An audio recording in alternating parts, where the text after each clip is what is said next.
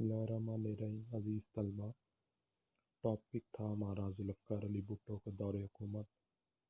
इसको हम different parts में लेक्चर वाइज एक सीक्वेंस के साथ डिवाइड कर रहे हैं। टू पार्ट्स पहले हम डिस्कस कर चुके हैं, जिसमें जब जनरल याहिया खान साहब ने 20 दिसंबर 1971 को मुश्किल तरीन हालात में भुट्टो साहब को हुकूमत हैंड ओवर की और वो सदर पाकिस्तान बने। उसके बाद ख़ास तौर पे 1972 में जो एक मुश्किल तरीन मरहला था, जिसमें एक तकरीबन within 5 to 7 days dialogue के बाद Indian prime minister miss Indira Gandhi के साथ शिमला माहिदा वो साइन हुआ, जिसमें ये तय हुआ कि तल्लुकात को नॉर्मलाइज़ किया जाए और मुस्तकबिल में दोनों ममालिक एक दूसरे की सावरेनिटी जो है उसका एहतराम करेंगे, तल्लुकात में बेहतरी की जाएगी। और इससे नेक्स्ट मंथ जो है अगस्त 1972 में माहिदा दिल्ली, जिसके मुताबिक जो प्रिजनर ऑफ वार हैं जो अबाउट 93,000 थे, जिसमें इंक्लूडिंग फौजी अफसरान, उनकी रहाई के हवाले से एक पेशरफ्त हुई और जो भी टेरिटरी पाकिस्तान की हिंदुस्तान के कब्ज़े में चली गई थी वो वापस हुई। तो ये वो एग्रीमेंट्स हैं जिनमें हमें एक लीडरशिप का विज़न नज़र आता है। जब पाकिस्तान पूरी तरह ये जंग हार गया, लेकिन उसके बावजूद भी डायलॉग की टेबल पे पाकिस्तान ने कुछ भी ऐसा नहीं हारा। ख़ुसूसन जो कोर इशू था दोनों के दरमियान कश्मीर, उसके हवाले से भी पाकिस्तान का जो पॉइंट ऑफ व्यू था पाकिस्तान उस पर डटा रहा और उसमें बिल्कुल हिंदुस्तान को फ्लेक्सिबिलिटी नहीं दी गई, बल्कि इस चीज़ पे इत्तफाक हुआ कि कश्मीर का जो इशू है ये बायलैटरल है और इसमें ख़ुसूसन दोनों ताकतें ये कोशिश करेंगी पाकिस्तान के और हिंदुस्तान के वो आपस में मिल बैठ के इसका कोई पीसफुल और परमानेंट सलूशन निकालें। इसके साथ साथ हमने डिस्कस किया था 1973 का आइन, उस पर एक लेक्चर था डिटेल में, और जिसमें ये है कि उसके मुताबिक पाकिस्तान की रियासत जो है उसमें इस्लाम जो सरकारी मज़हब डिक्लेयर हुआ और बाकायदा तौर पे मुसलमान की तारीफ़ जो है वो कॉन्स्टिट्यूशन में लिख दी गई, जो पहले इससे मौजूद नहीं थी, जिसमें ख़ुसूसन इस चीज़ पे फोकस किया गया कि हज़रत मोहम्मद सल्लल्लाहु अलैहि वसल्लम ख़ातमुन नबिय्यीन, इससे पहले जो भी तौहीद, रसालत, अंबिया पर ईमान, फरिश्तों पर ईमान, आसमानी किताबों पर ईमान, ये सारी चीज़ें उसके साथ शामिल थी। इस as a president of Pakistan 1972 में जो अभी आगाज़ था तल्लुकात का पाक चाइना, उसमें ख़ासी बेहतरी हमने देखी भुट्टो साहब के दौरे हुकूमत में as a president, as uh prime minister. और इससे पहले अगर जब बात की जाए 1963 में जो बॉर्डर एग्रीमेंट दोनों का हुआ था, उसमें भी भुट्टो साहब का बड़ा मुस्बत किरदार था जब वो पाकिस्तान के वज़ीर ख़ारजा थे। तो इनके दौर में हम देखते हैं कि चीन के साथ तल्लुकात में बहुत ज़्यादा बेहतरी आई और डिफरेंट जो डिफेंस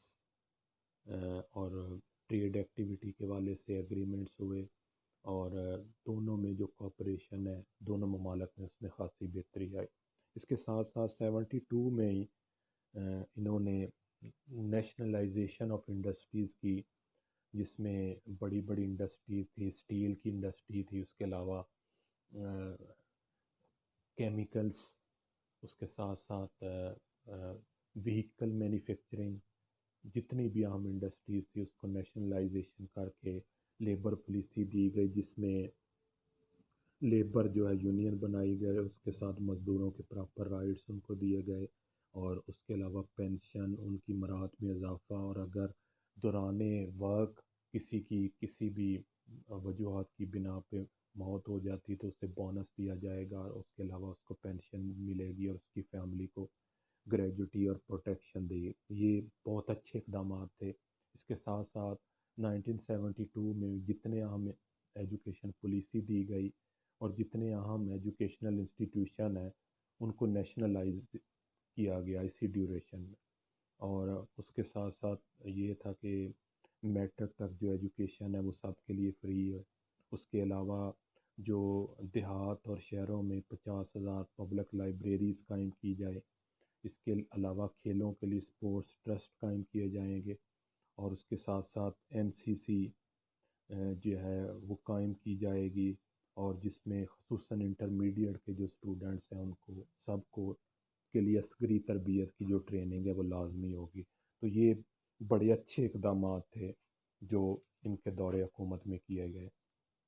اس کے ساتھ ساتھ ہی ہندوستان اور بنگلہ دیش کی طرف سے پریشر تھا پاکستان کی حکومت پہ کہ جلد از جلد بنگلہ دیش کو تسلیم کیا جائے، لیکن اس حوالے سے بھٹو صاحب نے جو عوامی رائے اس کو مد نظر رکھا اور اس کو پوسٹ پونڈ کیا کہ یہ ڈسیژن عوام کی رائے کو مد نظر رکھتے ہوئے فی الفور نہیں لیا جائے گا، بلکہ حالات کی نزاکت کے مطابق لیا جائے۔ فارن پالیسی پہ اگر بات کی جائے تو فارن پالیسی کے حوالے سے انہوں نے پالیسی آف بائیلیٹرلزم اس کو فالو کیا، جس کے مطابق پاکستان دونوں بڑی طاقتیں USA اور USSR کے ساتھ برابری کی بنیاد پر تعلقات کو اسٹیبلش کیا، اور اس میں خصوصاً پیش رفت یہ ہوئی کہ پاکستان کے روس کے ساتھ تعلقات میں بہتری آئی، اور ان تعلقات کی بہتری کے ثمرات میں ہی روس ایگری کیا اور اس نے اپنی انویسٹمنٹ سٹارٹ کی، جو پاکستان کی سب سے بڑی سٹیل مل ہے کراچی میں۔ تو یہ فارن پالیسی کے حوالے سے اس دور حکومت میں بہت اچھی پیش رفت رہی۔ اس کے ساتھ ساتھ چائنا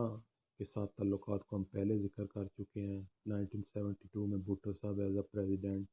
اور پاکستان تشریف لے گئے، اس کے بعد نیکسٹ ایئر جو ہے چائنیز پریزیڈنٹ وہ تشریف لائے، تو اگلے ادوار میں بھی انہوں نے مزید 2 دورے کیے جو سارے ہی بڑے مؤثر ثابت ہوئے، اور جس سے پاکستان کی اکنامک گروتھ اور ڈیفینس ایکٹیویٹی کو کافی